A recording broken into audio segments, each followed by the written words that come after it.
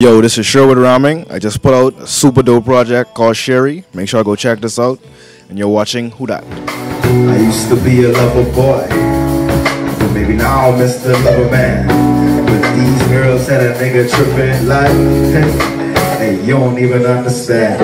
I would try to bring the moon to these guys and end up looking like a gold to these guys. Welcome back to Who Dat? This TIMMAY here with Sherwood Rahming. So Sherwood used to tell me this is the Are You Home Studios. Why is it called that? Yeah, it's IU Home Studios, and that just stands for Island Underground Home Studios. That's a name I had from a long time, so nothing super special. So we first met about, I'd like to say, 3 years ago. You was at the I Create seminar. That was the I Create music seminar, and it's been a while now. And from then you grow some hair. You got your studio, you got your whole project, got your couple projects. So talk to me about who is Sherwood Rahming. Like, what made you say I'm gonna do music? Well, for me, I got into music as a result of poetry. Started off just writing poems, and I wanted to kind of express them over instrumentals, but I couldn't find things that naturally match what I wanted to do, so I got into production as well to make my own stuff, make my own feels. And from there I just literally make all my music myself now, from the writing to the production to the engineering and everything. How long did it take to put it all together, from the writing to learn how to produce, learn how to engineer? How long did it take to get that process that I'll actually do this myself? Okay, well, I started all this in about 2012, early 2013. It's 2017 now. Still a learning process for everything, but comfortably, I was really comfortable with my production, my engineering was not about 2014. So a couple good years before I was confidently putting out stuff and was like, hey, take a listen to this. Yeah. But most producers know that from the birth they were playing instruments. You sound pretty late to the game. So what did you do to learn how to produce?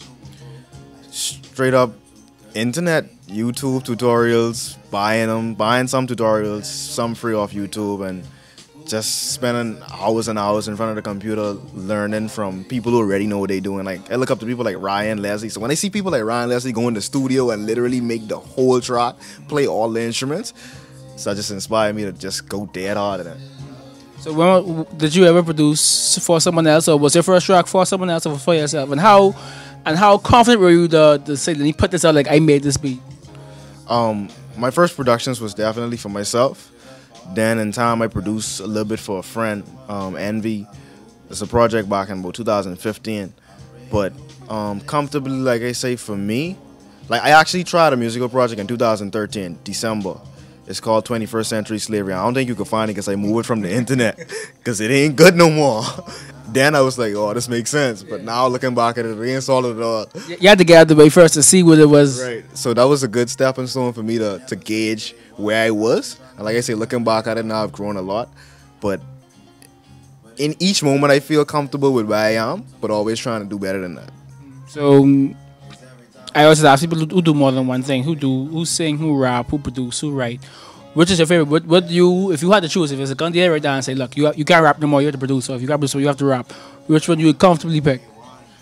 I'd probably pick production, because production is, for me, the most meticulous part of it all. Is like getting all the different elements and putting them together to make the overall whole. Whereas rapping is just that one moment of writing those. I mean, it could be meticulous if you want it to be, but after that it's done. But the production is like so many things you can do to change and make this stuff better. So you talk about Ryan Leslie is your production icon, your idol who you grew up, who you wanted to idolize. But growing up, who was your idols if it comes to writing, singing, production, anything? I grew up listening to people like Kanye, Nas, Lauryn Hill, and it's artists like that that really shape my mind for music. Like the substance that they put inside their stuff was kind of like the foundation for what I stand for today when it comes to music. But it really wasn't until artists like J. Cole that I really was like, these niggas super honest and like they ain't the most flashy niggas and they making, you know, heartfelt music. So I was like, wait, that could be me. So J. Cole literally changed my life with the warm up. So you had to remember, like, okay, warm up, this is what I could do. I heard the warm up and I was like, wait, this is the best shit ever. And I was like, wait, I could do this, but I could do this. So Sherry, we were playing in the background. Now talk to me about because you actually played the album for me, and you told me you talk about 8-9 months. So talk to me about where that came from. That from the cover, from the music, from the voices you have in the project, everything. Where did the inspiration come from for that? The inspiration for Sherry came about with just me wanting to talk about relationships, because for me, relationships ain't a cut and dry, I like you, you like me, we could be a happy family type thing. It's a much more complicated process. But once you get through understanding it, then it becomes simple again. So with Sherry, I kind of took the time to think about what relationships mean to me. I kind of just put melodies to my ideas with it. And then I started to form the foundation of it like that. And the voice notes in it are from actual people, from friends and what's not, just voicing their piece on what they think about love and life when it comes to relationships. Then I had Alan Wallace do the cover art for it, so super iconic. People like G the producer talking on it, Shad for Zoo.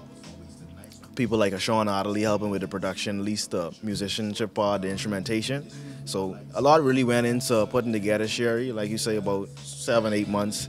And from start straight to finish, it just was a journey of understanding love and relationships better for me.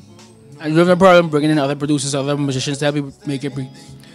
Not at all, because I mean, certain things I can't do myself. Like I can't finesse a guitar like a Sean can finesse a guitar. I can't play trumpet at all. So I would have never had trumpet on my songs. Like you say, you like the trumpet a lot. So I could have never faked that. I can't put that down MIDI wise, and it'd be the same as James blowing the trumpet hot and soul out.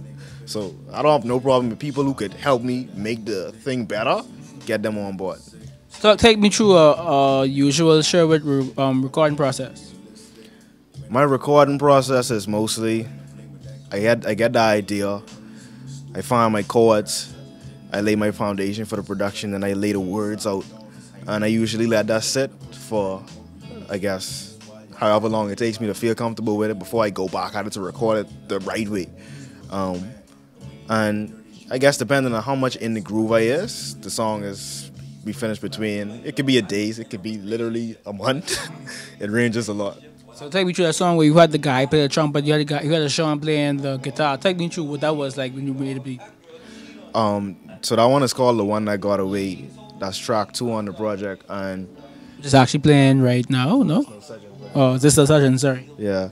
So The One That Got Away, that just came about, like I say, I heard the idea in my head. You were always the one that got away from me. I was like, this could be a song. When I finally put down my guitar chords and whatnot, I was like, but I know Sean could finesse this with some guitar. And James, I remember James from a project that Sean did. So I was like, I could reach out to him to get some trumpet on it as well. And I just hit the two of them up. James was back from school because he goes to school in foreign. And I just got the two of them together the same day, and we just was jamming it out. And So this Sherry just officially released, even though you had the whole show. Talk to me about the show you had when you dropped the project. The show I had for Sherry was just a highlight of the project. It was like the first listen before it actually came out, so people could come and hear the project live. So the show was pretty cool because it was a lot of close friends and almost like family in the same building just vibing over me. So when they hear these personal stories about these relationships, they laughing at me because they know exactly who I talking about, and they getting off on me like, yeah, we know you talking about homegirl there. Why you can say that about homegirl? She right there, like literally one of my exes is right there to the show. They talking about her right there. So it was a solid show. So did she come to you afterwards and say, that's all about me? Exactly. She's like, but you serious, man? Like you could just call my name in a song like that. So it's really personal to the point where you like, it could be tense if I wasn't so honest. So I was a liar. Come on now, these guys would have been mad at me. Yeah. But since it's so honest, you gotta only appreciate it. So can we expect any music videos from the project, or what else can we? Because it's still early in the process. It hasn't been a month yet. So what can we expect from it? Well, we could definitely expect a lot of music videos because 9 times out of 10, if I make the music, like I already see the video for it in my head. You probably could do the music video for No Surgeon first because everybody. And I like the series you are going through, like the Love Doctor and stuff like that. So you have to keep that trend going on. Right. I'm probably keep up the Love Doctor acts because, like I said, it's really relative to the project and about changing the way we see love, and that's what the Love Doctor is supposed to represent. So with those little skits, and then along with the actual upscale music videos, there could be a lot of content to come from this project. Mm-hmm. So just let people know where they could find you, where they can even see you perform next. You can find me on Facebook, SoundCloud, Twitter, Instagram, and YouTube. All Sherwood Rahming on everything. And my next performance, I got an idea in mind. I want to do an acoustic series, so something monthly. I actually want it to be done at Bistro Underground, so we can make this happen. Like, I already put it. Yeah, Amy, he wants to perform, so I guess we got to talk about that. Right, we can make this happen, Amy. So it could be an acoustic series where we just do a lot of chill shit straight throughout the night. And I'm gonna probably have different artists on board to add to all of this. So we'll keep looking for Sherwood, and this is TIMMAY. You're watching Who Dat? Oh, I get it, you're a Christian. God got you on a mission. Gotta keep yourself pure. But baby, pure in what form? Cause I can show you pure bliss. Initiate with one kiss. Girl, I love to suck tits. Love it like I love grits. Make a blockbuster, no skits. All action, sing straight hits. Shoot your club up and don't miss. Shotters ain't got shit on this. Done it like Max, rock it like Chris. Never gets old, this classic dick. Island man, Jurassic dick. Telling me banana, natural gift, nature's candy, are born with this. I heard about you online, my first thoughts was you fine. Oh my God, and you sing better.